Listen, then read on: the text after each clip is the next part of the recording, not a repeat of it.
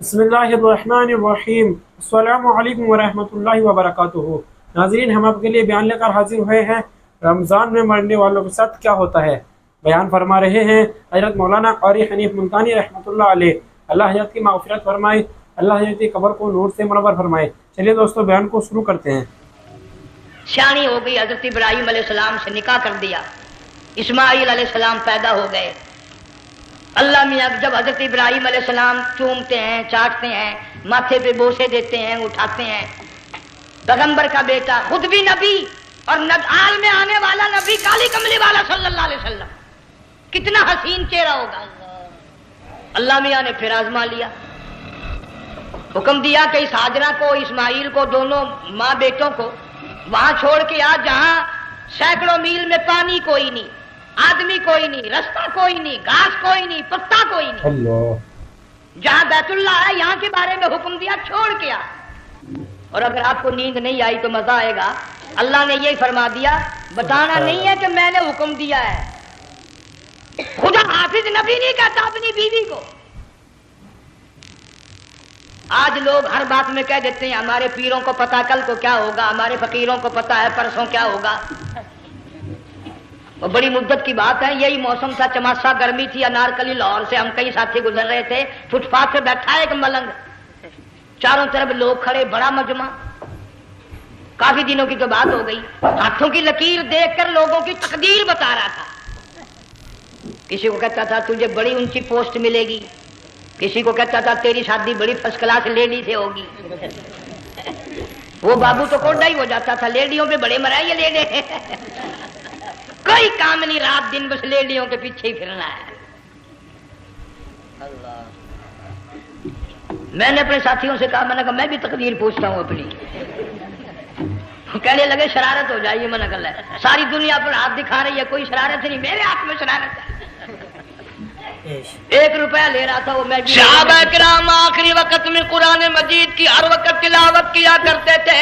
इसलिए हुजूर करीम सल्लल्लाहु अलैहि वसल्लम ने फरमाया कयामत का दिन होगा, अल्लाह पाक ऐलान फरमाएंगे कुरान वाले आगे आ जाएं।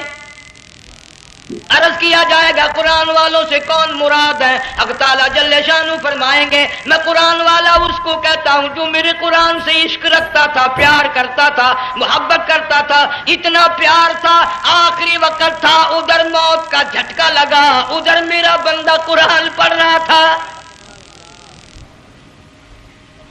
आज भी अपनी कब्र से उठा, मेरा कुरान पढ़ता हुआ उठा, तुम मैदान हशर का चक्कर लगाओ, आज भी उनके मुंह से कस्तूरी की खुशबू आ रही है।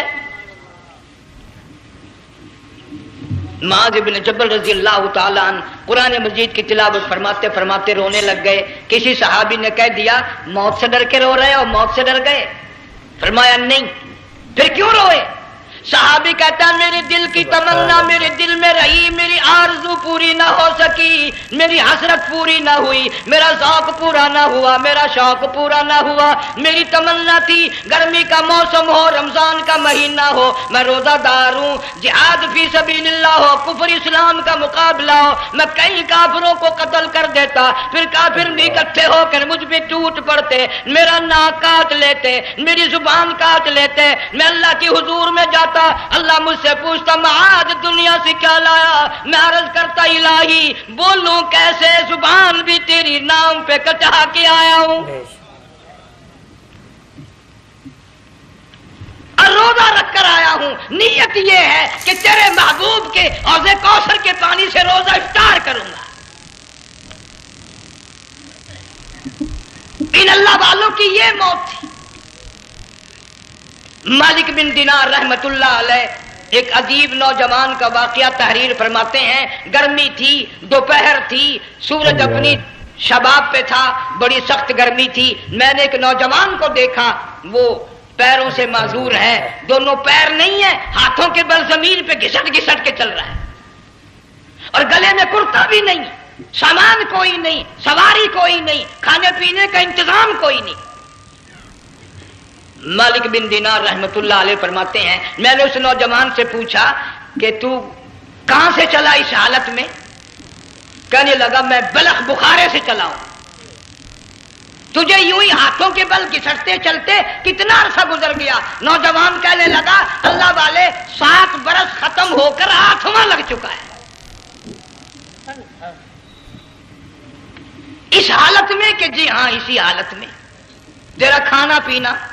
जवान कहने लगा वल्लज़ी हुवा युतइमुनी व यस्कीन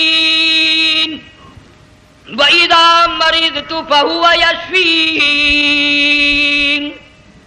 अल्लाह ही खिलाता है, वही पिलाता है, बीमार हो जाता हूँ वही तंदुरुस्ती अता करता है। और नौजवान दोपहर बड़ी सख्त है, गर्मी बड़ी सख्त है, मेरे यहाँ दोपहर को आराम कर ले, कयाम कर ले, कुछ देर ठहर जा, आज मेरे यहाँ कयाम कर ले। नौजवान रोने लगा और कहने लगा मालिक बिन दीनार, ये 2-4 मिनट जो तेरी साथ बातों में मेरे खर्च हो गए, मुझे इनका ही बड़ा दुख है। मैं और अपनी इस माजूरी में हाथों के बल 2-4 गज घिसट कर और अपने रब के करीब हो जाता।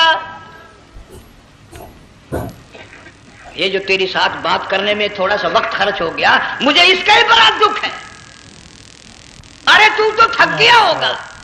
जवान कहता है तेरे दीवाने मगर चलने से रुक सकते नहीं, तेरे दीवाने मगर चलने से रुक सकते नहीं, पांव थक जाते हैं दिल उनके कभी थकते नहीं।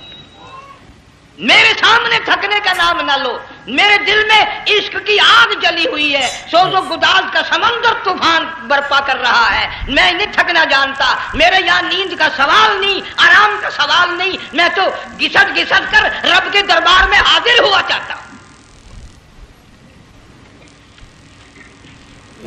पूछा कि जा कहाँ रहे हो? कहने लगा बैतुल्लाह की ज़ियारत के लिए चला, रोज़े रसूलुल्लाह सल्लल्लाहु अलैहि वसल्लम की ज़ियारत के लिए चला। खाना पीना कुछ नहीं कि नहीं, बस कि मुंतज़िर हूं उस घड़ी का कि कब वो वक्त आए और कब मैं जाकर यूं कहूं कि ए मदीने की मुहाजिर सब्ज़ गुंबद के मकी, ऐ मदीने के मुहाजिर सब्ज़ गुंबद की मकी, अर्श है तेरे कदम के फैज़ से ये सरजमी। कब वो वक्त आए, कब मैं मदीने की गलियों को देखूं, कब आबो हवा को देखूं, कब मदीने की बहारों को देखूं, कब गुंबद खिदरा पे मेरी निगाह पड़े, मेरे दिल की तसल्ली हो जाए। आशिक लोग यूं ही किया करते हैं। देहात की एक औरत आई रसूल अकरम सल्लल्लाहु अलैहि वसल्लम की वफात शरीफ के बाद और आके कहने लगी बहन आयशा रजी अल्लाह ताला अन्हा, मैंने सुना है सरकार की वफात शरीफ हो गई, क्या कहाँ दफन किया कि इस हुजरे में? कहने लगी मुझे दरवाजा खोल कर कब्र की ज़ियारत तो करा दे। औरत सा देहात की रहने वाली चौखट पे खड़ी होकर कहने लगी आका, जब भी आती थी जुबान तेरी होती थी, कुरान खुदा का सुनती थी, मसाइल पूछती थी, ज़ियारत करती थी, अब ये जिंदगी अच्छी नहीं लगती, मैं तेरे कदमों में मरना चाहती हूँ। उलमा ने लिखा है एक चीख मारी, चौखट पे गिरकर जान दे दी।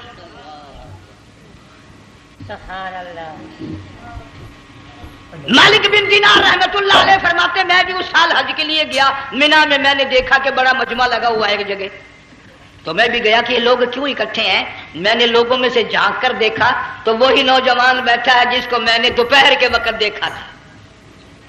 वही हालत है, गले में कुर्ता नहीं, गठड़ी नहीं, थैला नहीं, सामान नहीं, और रो रो के यूं कहता मौला आज किसी ने दुम्बे की कुर्बानी दी, किसी ने बकरी की कुर्बानी दी, किसी ने ऊंट की कुर्बानी दी, किसी ने गाय की कुर्बानी दी। मैं फकीर हूं, मैं मिस्कीन हूं, मैं बिल्कुल मुफलिस और नादार हूं, मेरे पास तो ये मेरी जान है, मैं इसकी कुर्बानी दिया चाहता हूं, कबूल फरमा। हजारों लाखों लोगों के सामने एक चीख मारी और मीना में जान दे दी। इस हालत में इन अल्लाह वालों का आखिरी वक्त आता है। देख हम लोग मरते हैं एक्सीडेंटों में, सड़कों पे, उधर मौत का झटका लग रहा है, उधर मुंह में कंजरी का गाना। इरशाद फरमाया मदनी करीम सल्लल्लाहु ताला अलैहि वसल्लम ने सयाती अलन्नासी ज़मानुन, ओ लोगों मेरी उम्मत में एक वक्त ऐसा आएगा लोग इतने बर्बाद हो जाएंगे, सुबह को आदमी मोमिन मुसलमान होगा, शाम को मौत आई तो जनाजा काफिर का उठ रहा होगा। घरों में محلوں میں آج موت آتی ہے، کنجری کا گانا منہ میں ہوتا ہے، ادھر دم نکل رہا ہے، ادھر کنجری کا گانا کانوں میں آواز آ رہی ہے، میت کو غسل دیا جا رہا ہے، کنجری کی آواز آ رہی ہے، جنازہ اٹھا کر لے جا رہے ہیں، کنجری کی آواز آ رہی ہے، قبر میں میت اتاری جا رہی ہے، کنجری کی آواز آ رہی ہے، قبر پہ مٹی ڈالی جا رہی ہے، کنجری کی آواز آ رہی ہے۔ اس محال میں، اس معاشرے میں ہم کس طرح ایمان اور یقین اور ایمان ساتھ لے کر مریں گے؟ ہزاروں نہیں، لاکھوں کو مرتے وقت کلمہ نصیب نہیں۔ قسم دے کر پوچھو، ماں مر رہی ہے، کلمہ منہ سے نہ نکلا، باپ مر گیا، منہ سے کلمہ نہیں نکلا، بیگم صاحبہ چل بسی، منہ سے کلمہ نہیں نکلا، ہزاروں چلے گئے اور اپنے جانے کا پھر بھی یقین نہ آیا۔ تم نے کبھی سوچا تک نہیں، خیال تک نہیں کیا؟ ارشاد فرمایا مدنی کریم صلی اللہ تعالی علیہ وسلم نے اور لوگوں ابو ہریرہ رضی اللہ تعالیٰ عنہ سے پوچھا تو کیوں رویا؟ عرض کرنے لگا میرے آقا اتنی کمزوری کبھی نہ دیکھی، اتنی ضعیفی کبھی نہ دیکھی، اتنی ناتوانی کبھی نہیں دیکھی، چہرہ انور بالکل کمزور ہو گیا۔ آپ نے ٹھنڈا سانس لے کر فرمایا ابو ہریرہ تجھے معلوم نہیں موت بالکل قریب آ گئی، بالکل قریب آ گئی موت۔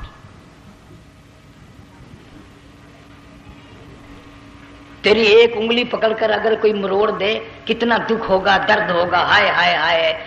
جنگ والوں کبھی تم نے سوچا نہیں 360 رگیں ٹوٹیں گی کیا حال بنے گا، اعضاء چھوٹیں گے، سر کے بالوں سے لے کر پیروں کے ناخنوں تک ہر جوڑ کو توڑ کے رکھ دیا جائے گا، وزیروں، سفیروں، امیروں، حسینوں، جمیلوں، تمام کے جوڑوں کو اکھاڑ کے رکھ دیا جاتا ہے۔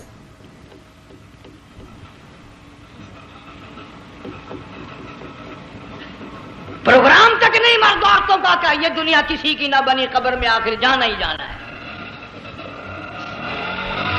علماء کرام نے لکھا ہے کہ حضرت عیسیٰ علیہ السلام کے پاس لوگ آئے اور کہنے لگے نئی نئی قبروں سے مردے زندہ کر کے دکھاتے ہو، آؤ ہم ایک پرانی قبر پہ لے کے چلتے ہیں، مردہ زندہ کر کے دکھاؤ۔ عیسیٰ علیہ السلام تشریف لے گئے، فرمایا کم باذن اللہ، ایک نوجوان زندہ ہو کر قبر سے نکل کر سامنے آ کر کھڑا ہو گیا۔ عیسیٰ علیہ السلام نے پوچھا تو کون ہے؟ وہ کہنے لگا میرا نام سام ہے، میں حضرت نوح علیہ السلام کا بیٹا ہوں۔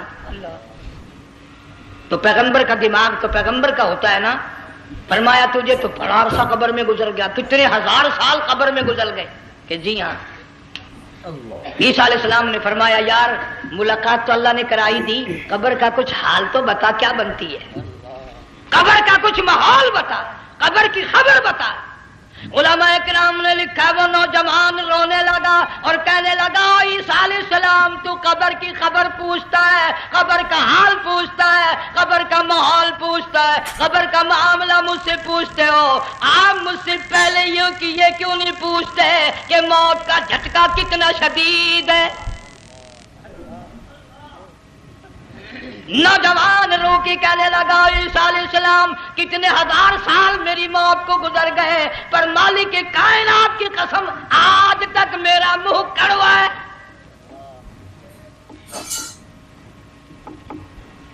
اس لیے جنگ والوں لمبی چوڑی بات کہنے کا وقت نہیں، حالات نہیں، میں تو تمہیں اتنا سا پیغام دینے آیا، کھانے پینے کا زمانہ ہے، میں جانتا ہوں تم کیلے کھاتے ہو، تمہیں کیلے کا ذائقہ معلوم ہے، امرود کا ذائقہ تم کو معلوم ہے، انار کا ذائقہ تمہیں معلوم ہے، انگور کا ذائقہ معلوم ہے، انناس کا ذائقہ معلوم ہے، آم کا ذائقہ معلوم ہے، ہزاروں پھلوں کے ذائقے تمہیں معلوم ہے، ہزاروں مٹھائیوں کے ذائقے تمہیں معلوم ہے، ہزاروں بیکری کی چیزوں کے ذائقے تمہیں معلوم ہے، ہزاروں شربتوں کے ذائقے معلوم ہے، پر تم نے جنگ والوں کبھی بھی قبرستان میں جا کر قبر والوں سے یہ نہیں پوچھا او قبر والوں ذرا بتاؤ تو صحیح موت کا ذائقہ کیسا ہے؟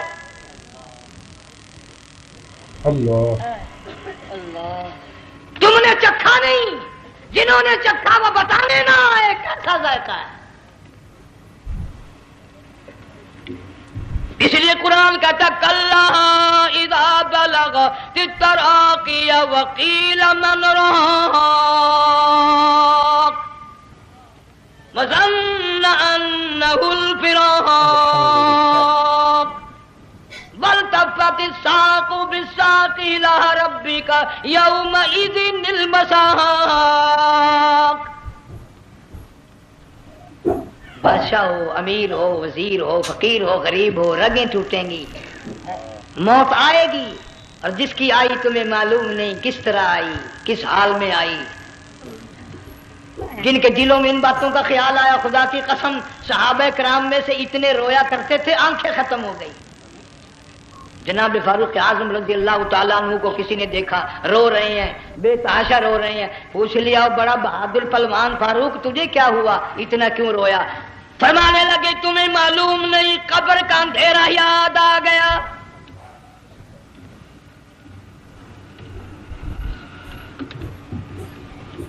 ایک 1,29,000 صحابہ کرام اس آخرت کے لیے قربانیاں دیتے آئے، اولاد کی قربانی دی، مال کی قربانی دی، جان کی قربانی دی، جو کرنا پڑا وہ کر گزرے، لیکن محمد عربی صلی اللہ علیہ وسلم کا دامن نہ چھوڑا. اسی لیے ہر سال اللہ پاک جل شانہ نے اس امت کو یہ موقع دیا کہ سنت خلیل پہ عمل کرتے کرتے قربانیوں کی یاد تازہ ہو جائے، قربانیوں کی یاد تازہ ہو جائے. قرآن کریم میں جا بجا ابراہیم علیہ السلام کا اللہ پاک نے ذکر خیر فرمایا، یوں فرمایا ہم نے ان کے بڑے امتحان کیے، بڑی آزمائش کی، وہ ساروں میں کامیاب ہوئے.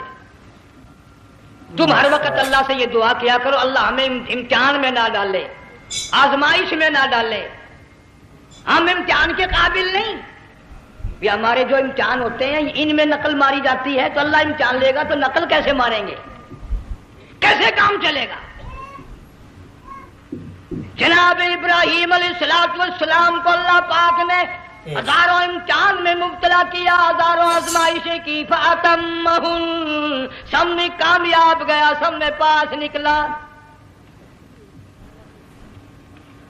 ایک آزمائش ایسی بھی آئی اللہ کی توحید کی وجہ سے، شرک کو مٹانے کی وجہ سے ابراہیم علیہ السلام کا سارا مصر فلسطین دشمن بن گیا. حضرت سارہ کو ساتھ لے کر چل دیے، ایک بیوی ساتھ ہے اکیلا دم میں. یہاں تو لوگ محلوں میں شہروں میں کہتے ہیں جی میں اکیلا ہی ہوں، میں کیا کروں. اگر خلیل کہتا کہ میں اکیلا ہوں تو آج قرآن میں اس کا ذکر خیر کیسے ہوتا ہے؟ پرواہ نہ کی، وہ کہتا ہے میرے لیے میرا اللہ کافی ہے. کون کہتا ہے میں اکیلا ہوں، میری ساتھ تو اللہ ہے. مصر سے گزرنے لگے، بادشاہ کے ملازموں نے بادشاہ کو جا کے بتایا بڑی خوبصورت عورت گزر رہی ہے تیرے حلقے سے، بہت بڑی خوبصورت عورت ہے. کہ ملازم پکڑ کے لے کے چلے تو عورت ذات حضرت سارہ رونے لگ گئی. خلیل میرا کیا بنے گا؟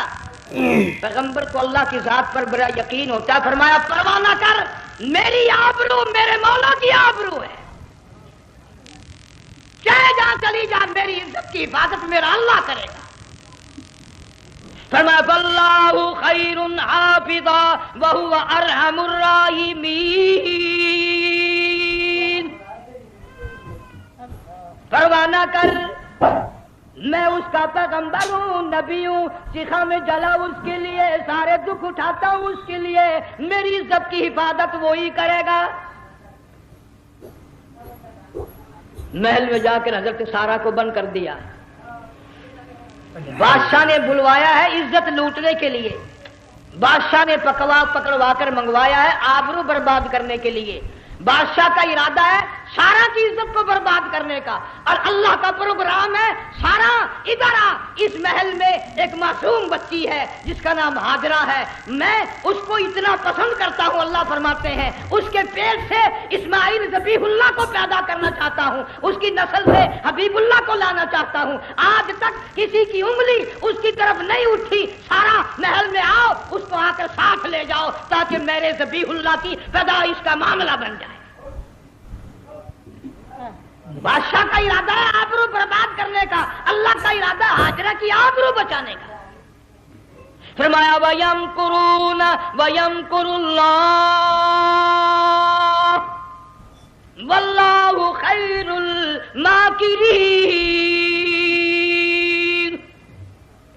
اس نے بھی تدبیر بنائی، میں خدا نے بھی تدبیر بنائی. بادشاہ آیا حضرت سارہ کے قریب برائی کا ارادہ کر کے.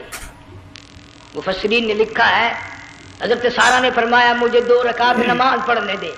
یہاں سے پتہ چلا کوئی پاک دامن عورت، کوئی نیک بیٹی اگر گنڈوں میں بدماشوں میں پھنس جائے، عزت بچانے کا طریقہ یہ ہے وضو کر کے اللہ کے سامنے نیت تو باندھ، تیری عزت کے لیے وہ فرشتے بھیجے گا.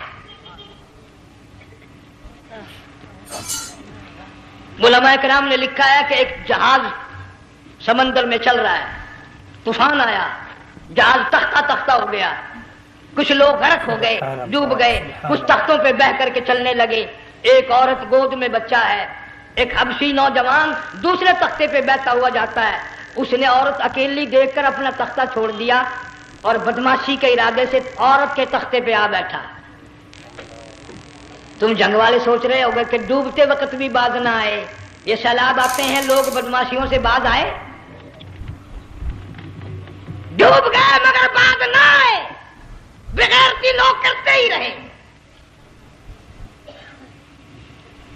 علماء کرام نے لکھا حبشی نوجوان نے عورت کا بچہ چھینا سمندر میں پھینک دیا.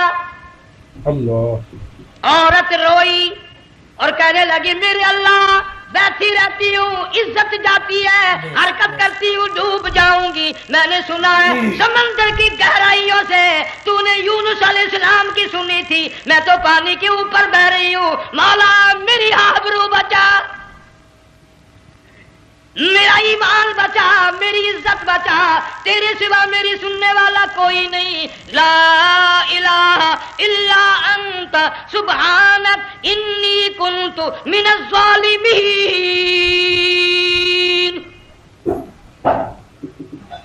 علماء نے لکھا ہے کہ ایک گردن سی نمودار ہوئی پانی میں سے اور حبشی نوجوان کو ایک ہی لقمہ بنا کر لے گئی. وہ تو ہر جگہ سنتا ہے، پکارنے والا بے بس بے کس ہو کر جب اس کو پکارتا ہے وہ ہر جگہ انداز پہنچاتا ہے، وہ ہے جو موجود ہر جگہ. عورت بہتی بہتی کنارے جا لگی. ایک جہاز قریب آیا، دوپٹے کا اشارہ کر کے اس کو بلایا. جہاز میں جب سوار ہوئی تو دیکھتی کیا ہے، ایک نوجوان کی گود میں اس کا وہ بچہ جو سمندر میں پھینک دیا تھا بیٹھا ہوا کھیل رہا ہے. ٹوٹ پڑی میرا بچہ ہے. لوگوں نے کہا تیرا کہاں سے آیا؟ ماجرا سنایا. اس طرح ہوا. جہاز کے کپتان نے کہا ہم جہاز لے کر آ رہے تھے، غیب سے آواز آئی جہاز ادھر کو لے آؤ ورنہ ڈبو دیا جاؤ. ہم جب جہاز وہاں لے کر پہنچے تو دیکھتے کیا ہے کہ ایک جانور کی پیٹھ پہ یہ بچہ بیٹھا ہوا کھیل رہا تھا. عزت بھی بچی، ایمان بھی بچا، بچہ بھی بچا. اور کوئی بچانے کے لیے تدبیر کرے جبھی نا. حضرت سارہ نے نماز پڑھ کر بد دعا کر دی. بادشاہ کے سارے بدن میں درد ہونے لگا. پیغمبر کا سارا گھر بڑا کریم ہوتا ہے. جب اس کو درد نے ستایا نا، کہنے لگا میں وعدہ کرتا ہوں تجھے کچھ نہیں کہوں گا، میرے لیے دعا کر دے. اب اگر کوئی جنگ کا ہوتا یا میں ہوتا کہتا دفع ہو، تیرے واسطے دعا کا دی. لیکن حضرت سارہ نے پھر جولی پھیلا دی، مولا وعدہ کرتا ہے، بدماشی سے توبہ کرتا ہے، اس کو تندرستی عطا فرما دے. اللہ نے تندرستی عطا کر دی. وہ پھر کہنے لگا لو ایسی حسین عورت کب ہاتھ آئے گی، پھر برائی کے لیے تیار ہو گئے. یہاں سے پتہ چلا کہ یہ جو گنڈے بدماش ہوتے ہیں ان کی قسم کا بھی کوئی یقین نہیں. اگلے دن ایک آدمی نے قسم کھائی تو اس کے خلاف کرنے لگا. لوگ کہنے لگے کہ تو نے قسم کھائی تھی، قرآن اٹھایا تھا. اب کیا تھی گیا بل ڈٹھی ہوئی مسجد سی، پاٹیا ہوا قرآن سی. اگر ڈٹھی ہوئی مسجد سی تو پاٹیا قرآن سی. قرآن کے نام پورا سی جڑا میں چاہیا. مگر اسے یہ معلوم نہیں کہ تو نے تو پاڑیا قرآن اٹھایا، ڈٹھی ہوئی مسجد میں اٹھایا. خدا کا جب غضب آئے گا تو وہ ادھورا نہیں آئے گا، وہ ادھورا نہیں آیا کرتا. 3 مرتبہ اس بادشاہ نے حضرت سارہ کے ساتھ ایسا کرنے کا ارادہ کیا.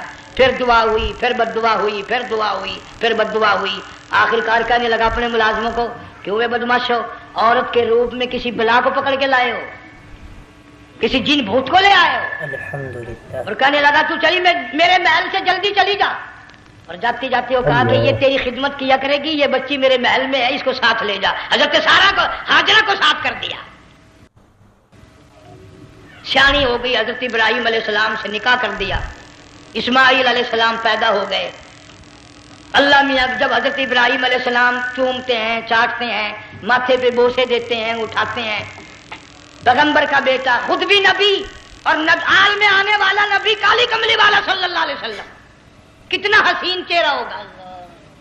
اللہ میاں نے پھر آزما لیا، حکم دیا کہ اس ہاجرہ کو، اسماعیل کو، دونوں ماں بیٹوں کو وہاں چھوڑ کے آ جہاں سینکڑوں میل میں پانی کوئی نہیں، آدمی کوئی نہیں، رستہ کوئی نہیں، گھاس کوئی نہیں، پتا کوئی نہیں، جہاں بیت اللہ ہے یہاں کے بارے میں حکم دیا، چھوڑ کے آ۔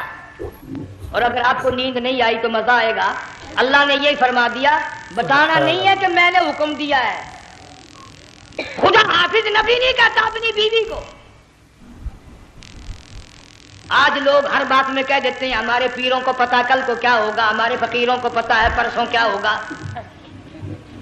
اور بڑی مدت کی بات ہے، یہی موسم تھا، چماسا گرمی تھی، انارکلی لاہور سے ہم کئی ساتھی گزر رہے تھے، فٹ پاتھ پہ بیٹھا ایک ملنگ، چاروں طرف لوگ کھڑے، بڑا مجمع، کافی دنوں کی تو بات ہو گئی، ہاتھوں کی لکیر دیکھ کر لوگوں کی تقدیر بتا رہا تھا۔ کسی کو کہتا تھا تجھے بڑی اونچی پوسٹ ملے گی، کسی کو کہتا تھا تیری شادی بڑی فرسٹ کلاس لیڈی سے ہوگی۔ وہ بابو تو کوڈا ہی ہو جاتا تھا، لیڈیوں پہ بڑے مرائے یہ لیڈے، کوئی کام نہیں، رات دن بس لیڈیوں کے پیچھے ہی پھرنا ہے۔ میں نے اپنے ساتھیوں سے کہا، میں نے کہا میں بھی تقدیر پوچھتا ہوں اپنی۔ کہنے لگے شرارت ہو جائے گی، میں نے کہا ساری دنیا پر ہاتھ دکھا رہی ہے، کوئی شرارت نہیں، میرے ہاتھ میں شرارت ہے۔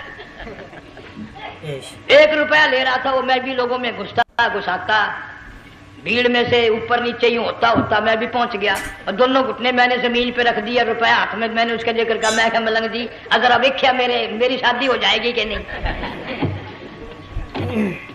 اب اس نے دیکھ کے میری طرف کہنے لگا، اس نے سوچا کہ یہاں اچھے بھلے کو نہیں ملتی پاکستان میں، اسے کون دے گا؟ اچھی طرح میرا ہاتھ دیکھا بھی نہیں، جھٹک کے کہنے لگا نہیں تیری شادی نہیں ہونی۔ میں کیا کھوتے، تیرے باپ کے 8 بچے کھیل رہے ہیں۔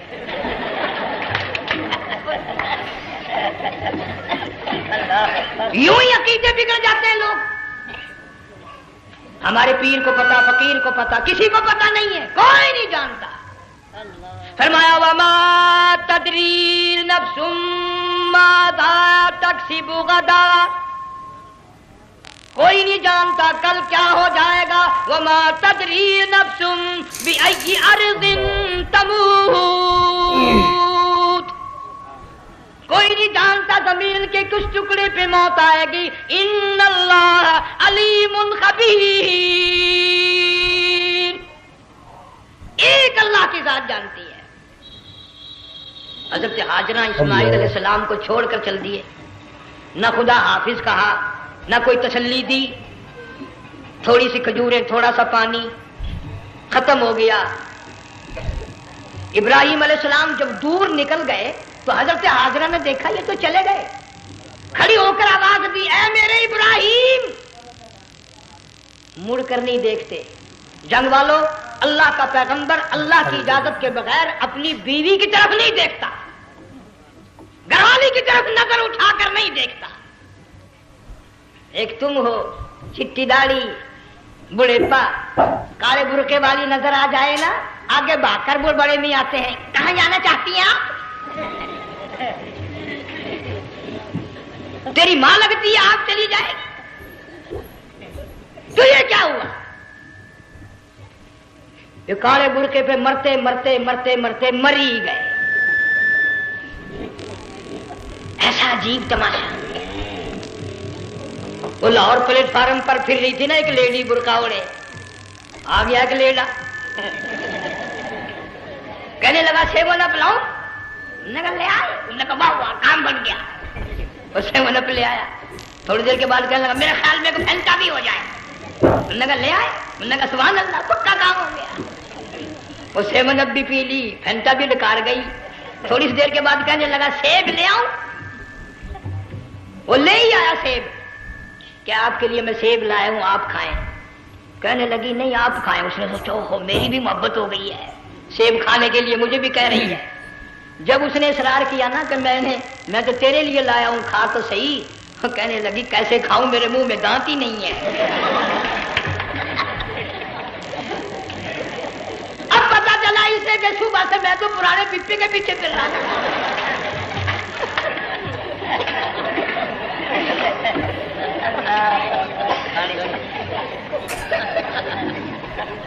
صرف برقع دیکھا چل دی. یہاں پیغمبر اپنے گھر والی کی طرف نہیں دیکھتا. حضرت حاجرہ نے اسماعیل علیہ السلام کو سینے سے لگایا. عرب کی قداور مائی, طاقتور مائی, دوڑ لگا کر حضرت خلیل کا راستہ آ کے روک لیا اور کہنے لگی میں جوان عورت, یہ پیارا نور نظر, یہ لخت جگر, شکل تو دیکھو, صورت تو دیکھو, ہمیں یہاں چھوڑ کے جا رہے ہو. اللہ کا پیغمبر بولتا نہیں. پتہ چلا پیغمبر اللہ کی اجازت کے بغیر سانس نہیں لیتا, آنکھ کا اشارہ نہیں کرتا. حضرت حاجرہ رونے لگ گئی, میرے خلیل, میری ابراہیم, میرا قصور بتاؤ, میرا جرم بتاؤ, میری خطا بتاؤ, میرا گناہ بتاؤ, معافی چاہوں گی, معذرت کروں گی.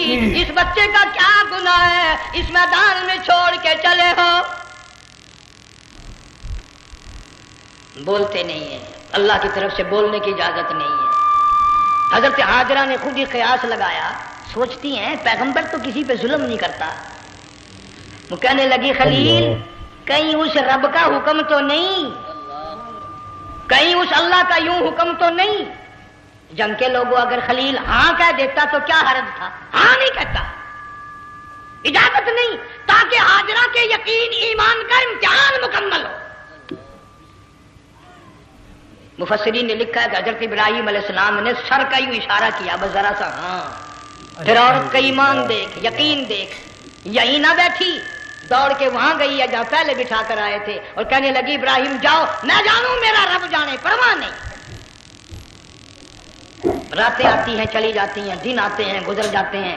تھوڑی سی کھجوریں تھی وہ ختم ہو گئی, پانی ختم ہو گیا, بھوک اور پیاس نے بے چین کر دیا. اسماعیل علیہ السلام کی اتنی لمبی زبان باہر نکلا. دو پتھر کھڑے کر کے اوپر ایک پتھر رکھ کر چھاؤں بنائی, اس کے نیچے لٹا دیا اور پھر چکر لگایا. کبھی صفا پہاڑی پہ چڑھتی ہے, کبھی مروہ پہاڑی پہ چڑھتی ہے, کبھی اترتی ہے اور ڈھلوان میں سے بھاگ کر چلتی ہے جب اپنا بچہ نظر نہیں آتا. سارے کہہ دو اللہ بڑا بے نیاز ہے, اللہ بڑا, زور سے کہو اللہ بڑا. کسی کے 500 سال کے سجدے رد, کسی کی ہزاروں سخاوت صدقات رد, کسی کی چال منظور, کسی کی رفتار منظور, کسی کی ٹور منظور.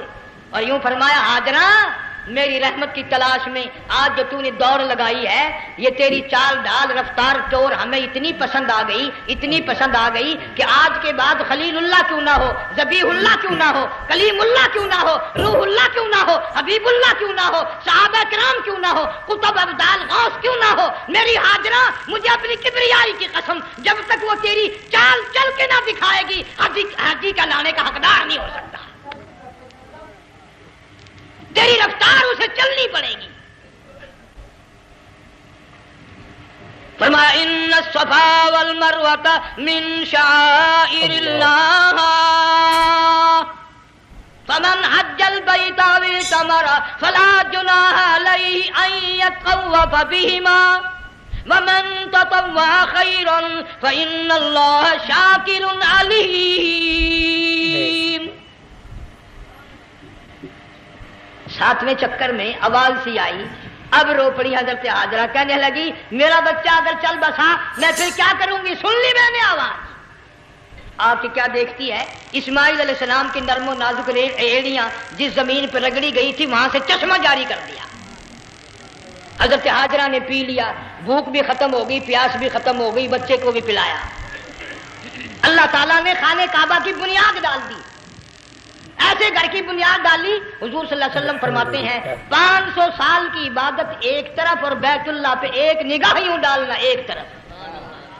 500 سال کی عبادت کا وہ ثواب نہیں جو ایک نظر خانہ کعبہ پہ ڈالنے کا ثواب ہے.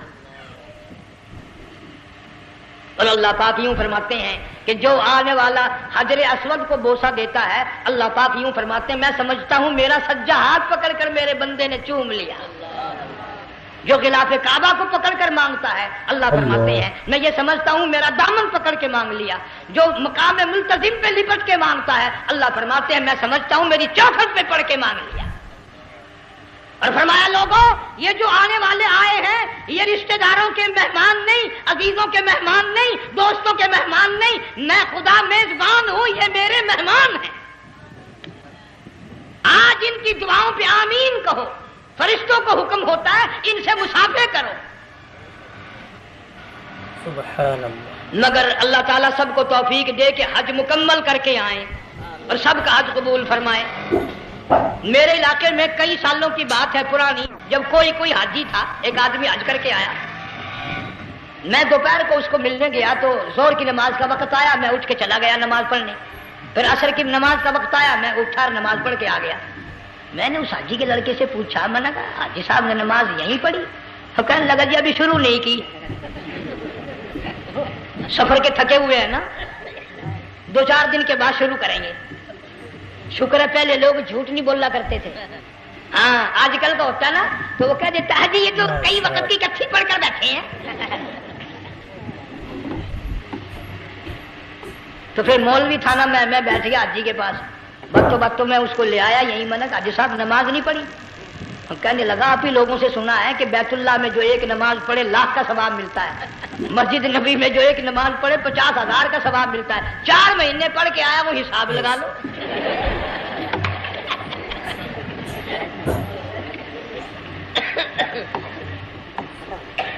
مسائل سیکھتے نہیں، ارکان اور آداب بیت اللہ کے سیکھتے نہیں۔ ڈی سی کے دفتر میں اگر جانا ہو کئیوں سے پوچھے کیسا جاؤں، کس طرح درخواست دوں، کیسے کہوں، کیسے کھڑا ہوں، کیسے بیٹھوں، کیا عرض کروں، اور اللہ کے دربار میں ہم جاتے ہیں اور سیکھ کرنے جاتے ہیں۔ یہ خوف نہیں کہ اگر بے ادبی ہوگی تو مارا جاؤں گا۔ اللہ تبارک و تعالیٰ جل شانہ نے اسماعیل علیہ السلام کی نرم و نازک ایڑیوں سے بنیاد ڈال کر خانہ کعبہ کی، اللہ نے ہمیں یہ کعبہ دیا، گناہوں کی معافی مانگنے کے لیے وہاں جاؤ، اللہ تبارک و تعالیٰ کے دربار میں حاضر ہو کر مانگنے کے لیے یہاں جاؤ۔ ارشاد فرمایا مدنی کریم صلی اللہ تعالی علیہ وسلم نے جو آدمی صحیح ارکان حج کے ادا کر کے واپس جاتا ہے اس طرح واپس آتا ہے گویا آدھی ماں کے پیٹ سے پیدا ہوا۔ پہلے لوگ یوں ہی حج کیا کرتے تھے، یوں ہی قربانیاں کرتے تھے، اب تو ہر چیز کی لوگ آسانی تلاش کرتے ہیں۔ پچھلے بقرعید کے موقع پر ہمارے مسجد میں ایک آدمی مجھے کہنے لگا اگر کوئی غریب آدمی مرغی کی قربانی دے دے تو لگ جائے گی؟ میں نے کہا تو مکھی مار دے انشاءاللہ وہی لگ جائے گی۔ سارے کام ٹیڑھی ہو گئے، نیچے نیچے نیچے نیچے کو چلے آ رہے۔ آج کل وہ ٹیڑھی بکرے بکری آئے ہوئے ہیں نا، کہیں تو قربانی کے لیے یا کندھے کو اٹھا کر لاوے۔ اب بتاؤ یہ گوشت بانٹے گا یا کھاوے گا یا فریج میں رکھے گا، کیا کرے گا؟ بالکل کام بگڑ گیا۔ حضور صلی اللہ علیہ وسلم نے فرمایا قربانی کا جانور اچھا تلاش کر کے لاؤ، اس کے بدن پہ جتنے بال ہوتے ہیں اتنی نیکیاں لکھی جاتی ہیں۔ اور میرا موضوع نہیں، حضور صلی اللہ علیہ وسلم نے فرمایا کہ میں نے اللہ سے دعا کی تھی میری امت کا کیا بنے گا، پل صراط پہ سے گزرتے وقت اللہ تعالیٰ نے میری دعا کو قبول فرما کر یوں فرما دیا کہ تیری امت جو قربانی میں جانور ذبح کرے گی میں خدا پل صراط کے کنارے پر زندہ کر کے ان سب جانوروں کو سواریاں بنا کر پیش کر دوں گا۔ اس لیے بقرعید بالکل قریب آ گئی، ہر دین ایمان اسلام کے لیے قربانی کے لیے تیار رہو۔ زیادہ سے زیادہ مجھے آج کل فکر لگا ہوا ہے کہ اپنے گھروں کو میں نماز کا اہتمام کرو۔ آج حال یہ بنا ہوا ہے کہ اگر گھر والی کی گود میں موت آئی تو گھر والی بے نماز، دھی کی گود میں موت آئی دھی بے نماز، بہن کی جھولی میں موت آئی بہن بے نماز، بیٹے کی گود میں موت آئی بیٹا بے نماز، بھائی کی گود میں موت آئی بھائی بے نماز، ڈاکٹر کے ہاتھ میں موت آئی ڈاکٹر بے نماز، کمپیوٹر کے ہاتھ میں موت آئی کمپیوٹر بے نماز، نرس کے ہاتھ میں موت آئی نرس بے نماز، تیرا کفن خرید کے لانے والا بے نماز، تیرے غسل کا پانی گرم کرنے والا بے نماز، تیری قبر کھودنے والے بے نماز، تیرا جنازہ اٹھانے والے بے نماز، नमाज, तेरी कब्र पे मिट्टी डालने वाले बेनमाज। अगर तू नमाजी भी है, ये इतने चारों तरफ के बेनमाज तुझे जन्नत में कब जाने देंगे?